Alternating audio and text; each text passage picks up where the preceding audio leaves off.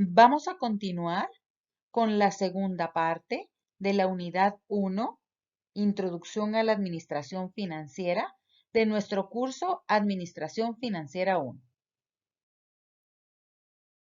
El contenido de esta segunda parte de la unidad 1, Introducción a la Administración Financiera, incluye la organización de la empresa y su ambiente financiero. Vamos a tocar la forma de organización de los negocios, los mercados financieros en los que se encuentran inmersos y las instituciones o intermediarios financieros con los que se relacionan las empresas. Trasladándonos al tema de organización de empresa y ambiente financiero, vamos a tocar las formas principales de la organización de los negocios. Vamos a ver que en términos legales, toda esta información nosotros la podemos conseguir en nuestro Código de Comercio.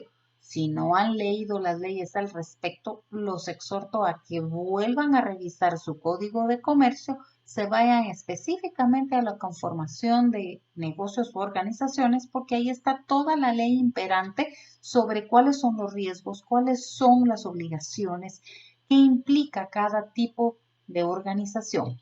Vamos a resumir entonces cuáles son estas tres formas principales de organizaciones. Primero, las asociaciones. Todos ustedes saben que una sociedad está hecha de dos o más personas. La diferencia entre las demás es la responsabilidad. Ustedes saben que aquí la responsabilidad es limitada, o sea, que aunque el negocio le vaya mal, lo único que respalda esa operación son los aportes de los socios y hasta ahí. O sea, no van a perseguir los bienes que no son de la sociedad, aunque sean de los socios. Por ejemplo, tengo un socio dueño de un negocio, pero abrió un restaurante, tiene problemas en el restaurante. Si hay que liquidar el negocio, lo único que se aporta son los bienes del restaurante, más no sus otros bienes o activos personales. A diferencia de lo que ocurre con las organizaciones que están hechas por una persona física o un individuo. No significa que sea un individuo, pero el que es representante es un individuo. Ahí la responsabilidad es ilimitada. Les voy a dar el otro caso. Yo, por ejemplo, soy dueña de ese restaurante y resulta que uno de mis comensales se paró intoxicado.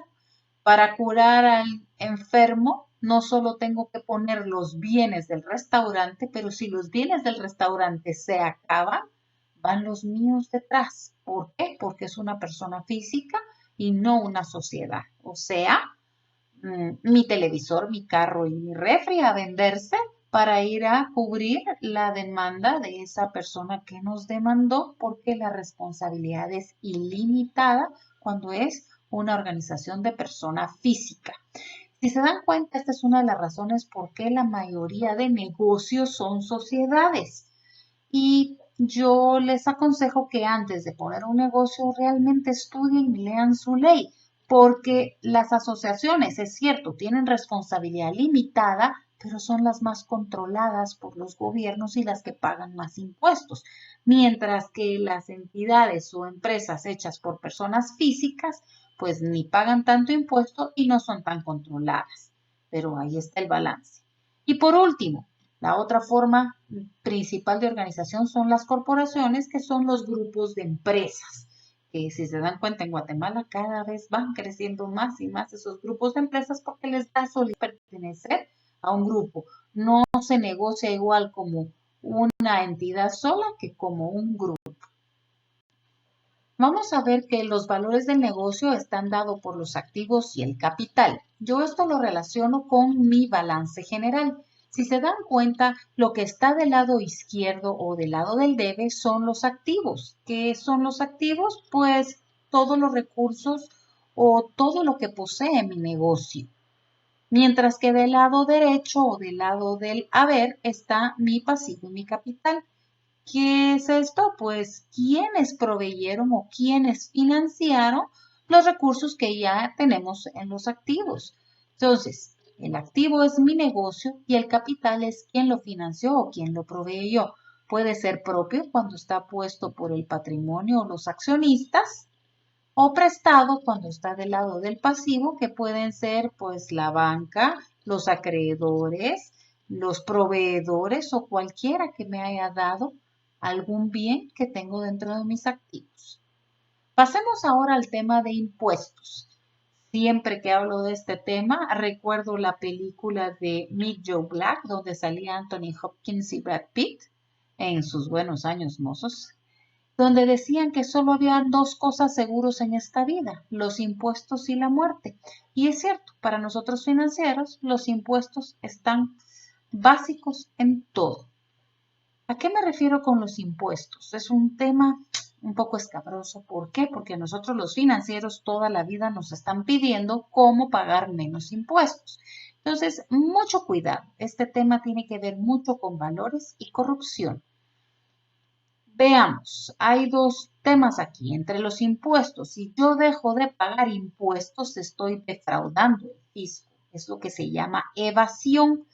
Y si yo le llego a deber al fisco, a diferencia de cualquier deuda, ustedes saben que no hay prisión por deudas, pero cuando al que se le debe es al fisco, sí hay prisión por deudas. Entonces, cuidado con evadir.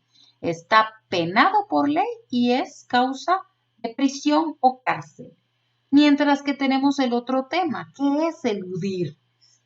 Es un tema un poco complejo porque eludir es buscar esas áreas grises de ley donde la ley no es específica y nosotros podemos dejar de pagar impuestos o buscar la forma de pagar menos impuestos. Pero como les digo, esto es un tema de valores y moral. ¿Hasta dónde dejar de pagar o hasta dónde llegar? Aquí hay que tener mucho cuidado que por eso empieza también hasta la corrupción porque están viendo de qué forma pagan menos impuestos. Entonces ya les dije, puede ser que eludir no esté penado por ley porque no hay ley específica, es un área gris de la ley, pero ese límite entre eludir y evadir puede ser peligroso. Mucho cuidado, pero si no, busquen sus estrategias fiscales, cómo pagar menos al fisco, porque a nosotros financieros nos hacen responsable de esto. La razón, acuérdense que el dinero que se va al fisco es menos dinero para los accionistas. Entonces, toda la vida estamos buscando estrategias para tener que pagar menos impuestos. Pero como les digo, mucho cuidado entre eludir y evadir porque la línea es muy delgada entre una y otra. Vamos a ver los mercados financieros que están relacionados con los negocios y donde el financiero debe estar inmerso porque debe de conocer todos estos para ir a conseguir los bienes que cada uno le genera o los medios que cada uno le genera. Veamos cada uno de estos mercados. Vamos a empezar con los mercados de activos. Pueden ser físicos o financieros. Hay que notar que los mercados físicos o los mercados de activos físicos es donde vamos a conseguir bienes como por ejemplo mesas, escritorios, sillas, puertas, qué sé yo, terrenos, tiendas, o sea, son mercados de activos físicos. Aparte tenemos los mercados de activos financieros, es donde conseguimos títulos valores. Los activos financieros son aquellos donde podemos comprar bonos, acciones, certificados de depósito o cualquier otro título financiero. Ambos son activos, pero cada uno se consiguen en un lugar diferente. Generalmente los activos físicos puedo ir a conseguirlos a las tiendas, a las fábricas, mientras que los activos financieros los consigo en entidades financieras como la bolsa de valores o entidades financieras. Pasemos a los mercados actuales y mercados a futuros. Existen bienes que se compran en un mercado actual, o sea, que si lo compro o lo vendo en ese momento, tiene el precio de ese momento. O si lo vendo a futuro, tendrá el precio a futuro. Les voy a dar otro ejemplo. Por ejemplo, soy dueño de una finca de café y como resulta que está en el altiplano, su época de cosecha es octubre, noviembre y diciembre. Supongamos que actualmente es el mes de marzo. En marzo necesito los fondos para limpiar, para abonar o para hacer otras actividades en la finca. Entonces, para protegerme o conseguir los fondos de inversión para hacer esas actividades, deseo vender mi cosecha en marzo a pesar de que se produce en octubre o noviembre. Entonces puedo dejar desde ya en marzo colocada mi venta a octubre o noviembre. Supongamos que quiero vender el 50% de mi cosecha y el precio actual o el mercado actual del café está, qué sé yo, a $150 el quintal en marzo. Ese es el precio del mercado del café a marzo. Y cuando miro los precios a futuro, veo que en octubre y noviembre el precio del café está a $160.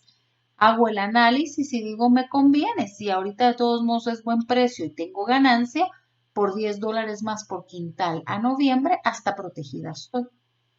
Vamos a notar aquí algo. En finanzas, dejar de ganar es perder. Entonces, ¿qué pasa? Cuando llega noviembre, octubre, noviembre, que estaba a 160 porque así coloqué mi café, la mitad de mi cosecha, y resulta que el precio actual en octubre o noviembre, fijémonos en noviembre, el precio de noviembre yo lo vendí a 160, pero en ese momento el mercado actual dice que el precio es de 130. ¿Qué es lo que pienso? Maravilloso, me saqué la lotería porque está más bajo que cuando era marzo y estoy más que protegida porque si yo lo vendía a 160 y ahorita está a 130, asumo que tuve una ganancia de $30 por quintal. De la misma forma, si en vez de estar a 130 resulta que está a 175, lloro porque pienso, vendí mi cosecha a 160 y ahorita está a 175, o sea, perdí $15 por cada quintal. Realmente no perdí porque desde que hice el negocio yo ya tenía una rentabilidad. Lo que pasa es que no es la rentabilidad que pude haber conseguido. Y como les digo, en finanzas, dejar de ganar es perder. O sea, con este ejemplo quiero mostrarles qué es un precio actual y un precio a futuro. En un mercado actual, en un mercado a futuro. ¿Qué se puede vender en mercados actuales y mercados a futuros? Todos los llamados commodities, que son pues todos los bienes como granos, o sea, puedo vender trigo, arroz, azúcar, café, hasta monedas, puedo vender dólares, todo actual o a futuro. Pasémonos a los mercados de dinero o mercados de capitales. Los mercados de dinero son los que nos funcionan a corto plazo y los de capitales a largo plazo. ¿Cuáles son los de corto plazo? Pues en finanzas se define corto plazo menos de un año y largo plazo más de un año. Entonces, los mercados de dinero son los que utilizo para financiarme en menos de un año. ¿Qué cosas puedo financiar a menos de un año? Generalmente la operación. ¿Qué es eso? Pues inventarios o préstamos de corto plazo para hacer pagos de, qué sé yo, bono 14, un aguinaldo o simplemente inversiones de corto plazo que realmente es mi operación. O sea, no son fuertes cantidades de dinero porque a corto plazo no tengo el espacio ni el tiempo para conseguir y devolver el dinero de corto plazo. Mientras que los mercados de capitales que son largo plazo generalmente son los mercados de inversión. Cuando voy a comprar un edificio, cuando voy a construir tiendas, cuando voy a comprar un terreno, esos fondos son grandes, montos enormes que no puedo pagar a corto plazo, me descapitalizaría. Entonces, los mercados de capitales se enfocan a la inversión, mientras que los mercados de dinero se enfocan a la operación. Se dice que los mercados de dinero son los mayores en los países de tercer mundo o en vías de desarrollo. O sea, que mi mercado de dinero es mayor que mi mercado de capitales en aquellos países donde están en vías de desarrollo, mientras que en los países de primer mundo o desarrollados, los mercados de capitales son más grandes que los mercados de dinero. ¿Por qué? Pues generalmente en los países en vías de desarrollo, como es tan incierto o la economía es tan inestable, nadie quiere invertir a largo plazo por el miedo de los impuestos, de la devaluación o de tantas cosas y factores económicos. Por lo tanto, los mercados de dinero sobrepasan los mercados de capitales, mientras que en los países del primer mundo o desarrollados o industriales, la mayoría de la inversión es a largo plazo porque ahí todo es a futuro. ¿Qué tenemos de ejemplo de un mercado de dinero? Pues por ejemplo el de las tarjetas de crédito. Eso es financiamiento para muy corto plazo. Ok, trasladémonos a los mercados de hipotecas y a los mercados de crédito. La única diferencia entre estos dos mercados son las garantías. En los mercados de hipotecas es cuando utilizamos un bien inmueble como respaldo a nuestro financiamiento. Para un edificio, un terreno, es la garantía del financiamiento que estoy consiguiendo. Mientras que el mercado de crédito está basado su garantía en cualquier bien mueble. Pueda ser un financiamiento prendario, por ejemplo, compro el carro y el carro es la garantía, compro una refri y la refri es la garantía. O sea, los mercados prendarios, también los mercados fiduciarios están entre los mercados de crédito. ¿Qué es un mercado fiduciario o cuál es una garantía fiduciaria? Es una firma, es alguien que va a pagar por mí si yo no pago. Entonces, ya les digo, mercado de hipotecas y mercado de crédito, la única diferencia son las garantías. Pasémonos a los mercados mundiales, nacionales, regionales y locales. ¿Qué es esto? Pues la única diferencia es de qué tamaño es mi mercado. No es lo mismo tener una empresa que haga negocios a nivel mundial, a nivel nacional, a nivel regional, si hablamos regional por decir Centroamérica, o un mercado local cuando es solo de una pequeña localidad o una pequeña tienda. ¿Por qué? Porque todos los procesos internos se ven involucrados. Por ejemplo, en un mercado mundial tengo que saber cómo trasladar fondos, cómo mandar productos, la logística, las leyes de cada país son diferentes. También aplica para lo regional. No es lo mismo cobrar a alguien aquí que allá. Entonces, nuestro personal tiene que pensar un montón de variables más para poder resolver los problemas de la operación, ya no digamos solo los financieros, cómo pagar planillas, cómo traernos los fondos, las utilidades, los impuestos de país a país. O sea, hay muchas variables diferentes si nuestro negocio está a nivel mundial, que a nivel nacional, que a nivel regional o local. Ok, hablemos ahora de ejemplos de empresas de capital guatemalteco en cada uno de los mercados. Creo que a nivel mundial solo tenemos a Corporación Multiinversiones, que es la única que tiene pollo campero en el Asia y en Europa. Ahí creo que ninguno de otros nuestros negocios de capital guatemalteco funciona. Así que pasémonos a los regionales. A nivel regional tenemos varias empresas. Tenemos banca, como el Banco Industrial. También tenemos restaurantes o tenemos tiendas. Semaco, por ejemplo, está en Costa Rica. Restaurantes, por ejemplo, Los Cebollines está en El Salvador. Trefratelli. Hay varios restaurantes a nivel regional. También podemos hablar a nivel nacional, una tienda o un negocio que tenga varias localidades a nivel nacional, en varios departamentos. Podemos hablar, por ejemplo, periódicos, farmacias, las tenemos en muchos departamentos. Y a nivel local, pues qué sé yo, pensemos en una sola tienda, en un solo local. Por ejemplo, Pinulito, Pollo Pinulito, nació a nivel local y creció a nivel nacional. ¿Quién quita que en los próximos años lo veremos crecer a nivel regional?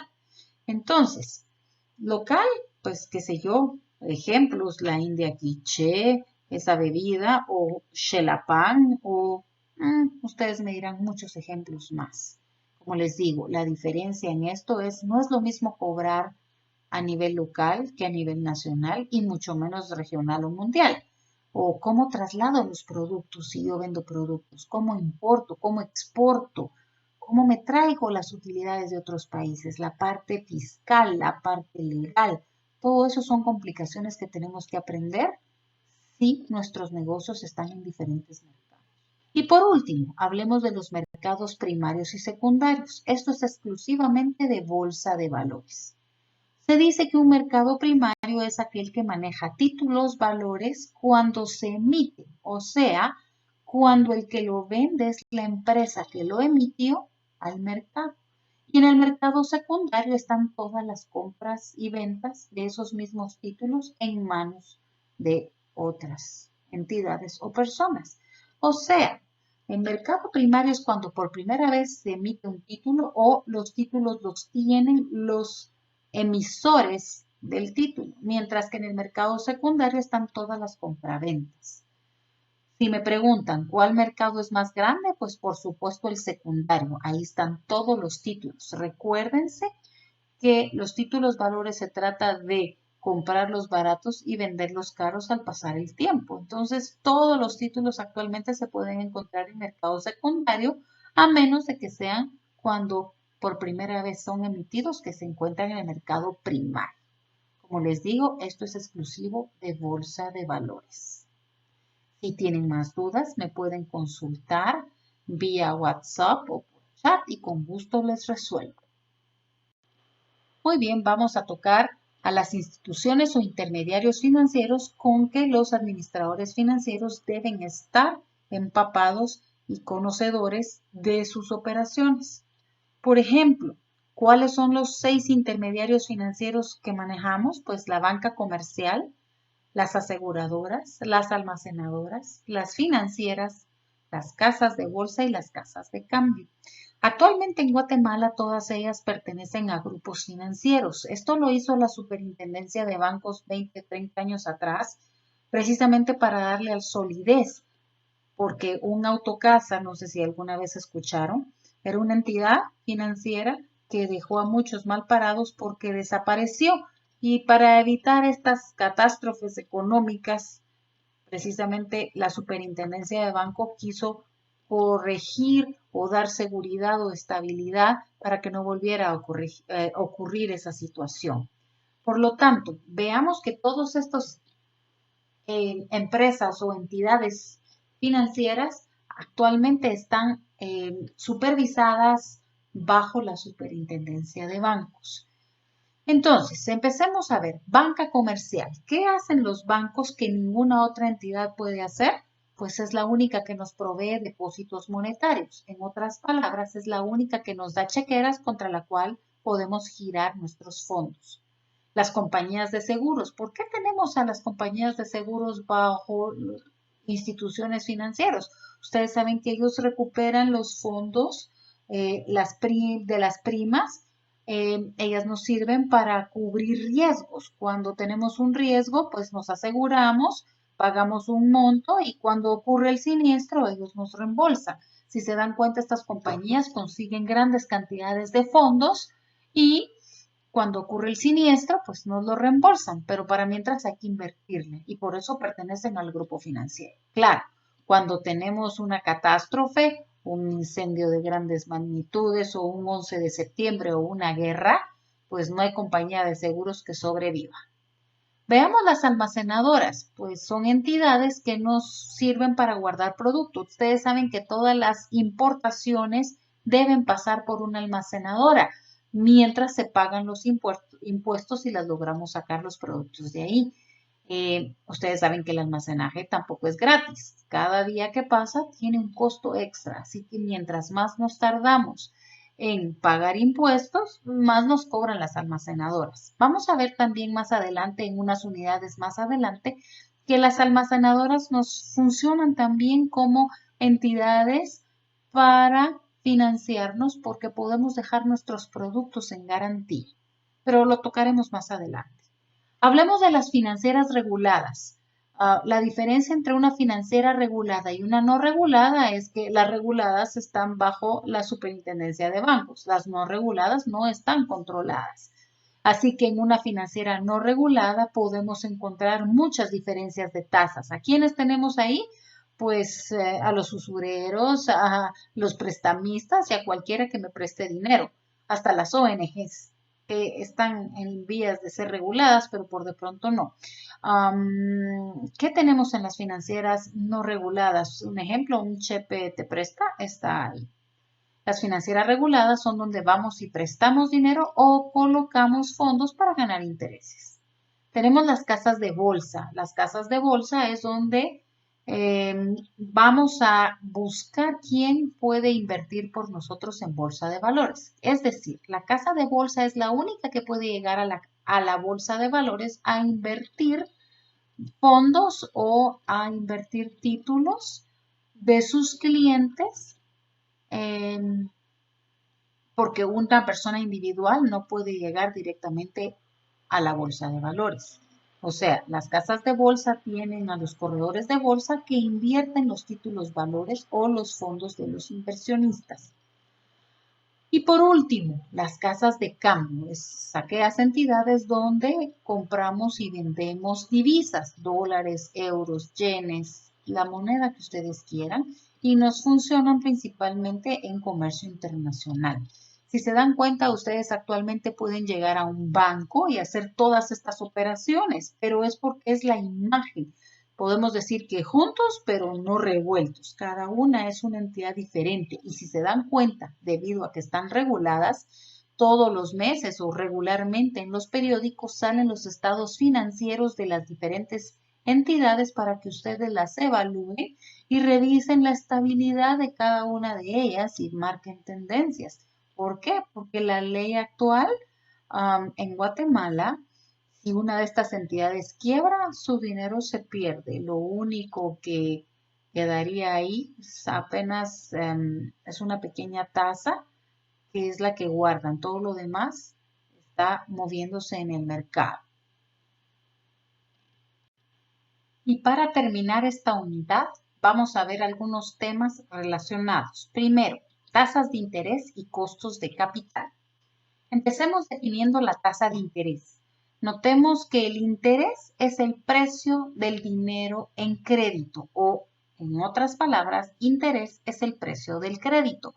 No vayan a decir que interés es el precio del dinero, porque el precio del dinero es el poder adquisitivo. Estos son temas económicos, pero solo lo quiero dejar aclarado. ¿Qué es la tasa de interés? Es el precio que se paga por el capital solicitado en préstamo.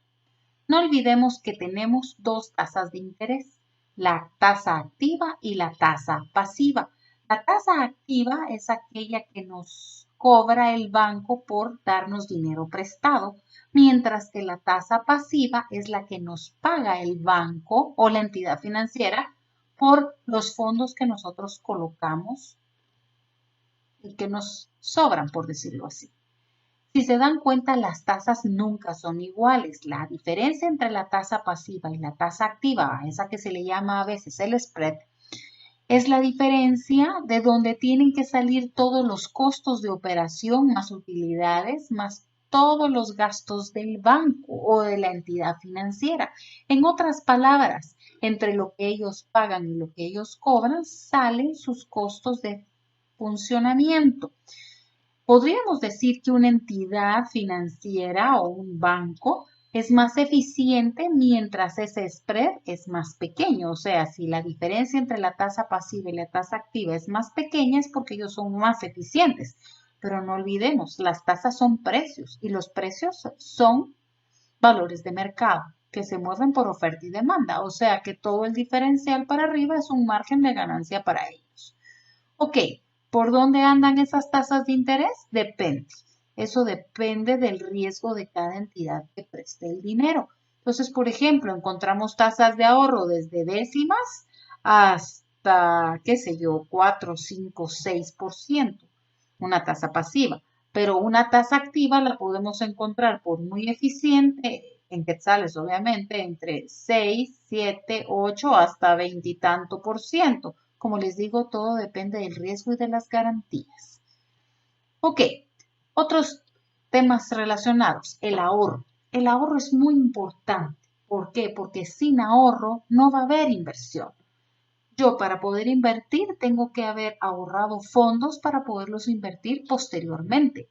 Aunque me pueden decir, mire, yo no necesito ahorrar porque puedo pedir dinero prestado para invertirlo. Sí, pero ese dinero que yo pedí prestado es porque alguien lo ahorró por mí antes. Así que el ahorro es básico para la inversión. Hablando de la inversión, no olvidemos del rendimiento sobre la inversión. ¿Qué significa? No va a haber una inversión si no hay un rendimiento de por medio, alguna tasa de interés ganada. O sea, si tengo a mis accionistas invirtiendo en un negocio es porque esperan un rendimiento sobre esa inversión. Si voy a comprar un título valor en la bolsa, espero un rendimiento sobre esa inversión. Entonces, no puede haber inversión si no hay un rendimiento, porque si en vez de ganar voy a perder, nadie invierte. Muy bien, hablemos del riesgo de incumplimiento. ¿Qué es el riesgo de incumplimiento? Pues es un riesgo que me voy a jugar siempre como cualquier otro riesgo a la hora de invertir. Por decirle, si quiero comprar un título valor, pues lo puedo comprar o yo doy el dinero, me dan el título valor en garantía mientras me devuelven mi dinero con intereses ganados. Claro, puede haber un riesgo de incumplimiento.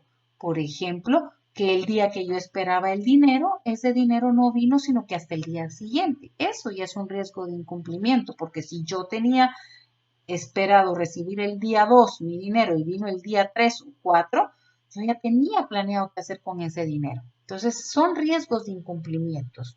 También existen otros tipos de riesgos, como los cambios de las tasas, pero ese no es el de incumplimiento. Incumplimiento es cuando yo espero recibir mi dinero, no viene. Y ese riesgo me lo juego siempre. No tengo la garantía al 100% que ese dinero va a venir de vuelta el día que yo lo esperé. Es más, puedo colocar un título valor esperando o comprar un título valor. Por ejemplo, puedo comprar un bono que me pagan intereses cada día 5, por decirles algo. Y si no me lo pagan, claro, puedo ejecutar garantías, pero es un riesgo de incumplimiento.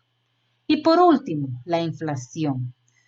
Ya hemos estado acostumbrados todos los países a vivir con inflación, ya es parte normal de nuestras economías. Empecemos definiendo inflación. Inflación es la generación de moneda o creación de moneda sin respaldo en la producción. Como les digo, esto está muy basado en economía. La inflación, pues en algunos países está más controlada que en otras. Gracias a Dios, Guatemala y sus dirigentes políticos, económicos han sabido manejarla bien en estos años, pues por lo menos está bastante estable. Nuestra inflación anda entre el 3 y el 5% anual. Quiere decir que lo que hoy compro con 100 quetzales, en un año lo voy a comprar con 103 o 105 quetzales. No es que esté maravillosa porque debería ser cero, pero como eso es casi imposible, pero estaba controlada. No quiero mencionar una Venezuela con una hiperinflación. ¿Cuándo se dice que es hiperinflación? Cuando es más del 100%. Entonces, mensual. Imagínense, la moneda ya no vale, ya no se compra nada con la moneda. Entonces, vivir con inflación es complicado. Imagínense presentar estados financieros y cada vez los precios crecen, pero no es un crecimiento debido a la economía, al negocio, sino que simplemente porque se emitió más moneda. ¿Cómo podemos quitar la inflación de nuestros estados financieros? Pues podríamos pasarla y dolarizarla o sacar, indexarlas, pero eso es complicado. Entonces, ¿qué es lo que tenemos que hacer? Aprender a vivir con la inflación y reflejar nuestros estados financieros cuidando de que el crecimiento sea realmente por eficiencia y no por inflación. Más adelante en esta misma unidad vamos a ver cómo lo podemos hacer. Hasta aquí su unidad número 1. Terminamos la segunda parte. Debemos continuar con las otras 2 unidades de este curso de Administración Financiera 1.